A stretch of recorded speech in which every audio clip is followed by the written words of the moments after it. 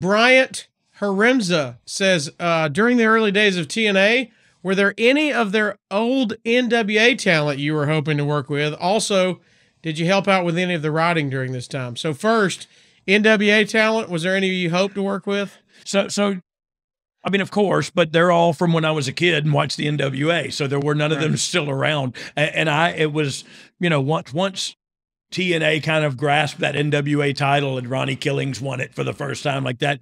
I always want to work with Ronnie Killings. You know what I mean? I loved working with him. So good. But so look, there's old NWA guys for sure. I'd love to work with a million of them. I don't even know if Barry was ever in NWA, but I worked with Barry Windham when he was a little older with the Blackjacks with Bradshaw, and he was so good and so smooth. Like, I would have really given anything to work with Barry in his prime. And I would have also, and this is not NWA for sure, but I would have also given anything to work with Mr. Perfect Kurt Hennig. I never got a chance to work with my brother Brad either.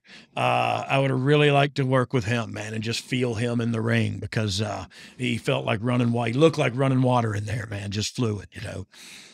Was there anybody on the, I mean, who jumps to mind when you first went to TNA where you went, man, I really hope I get something with them?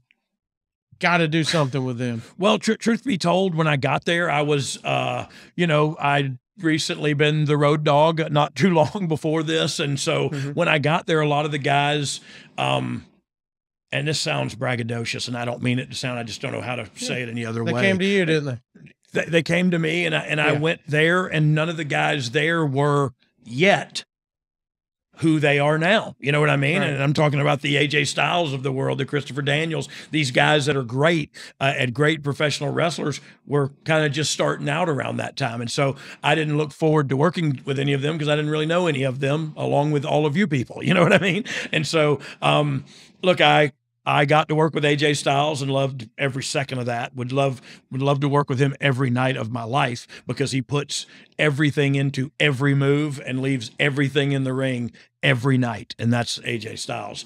Also, did you help out with any of the writing? Oh yeah, the writing. So no, I didn't help out with any of the writing, but I did start towards the end, start sitting in on creative meetings.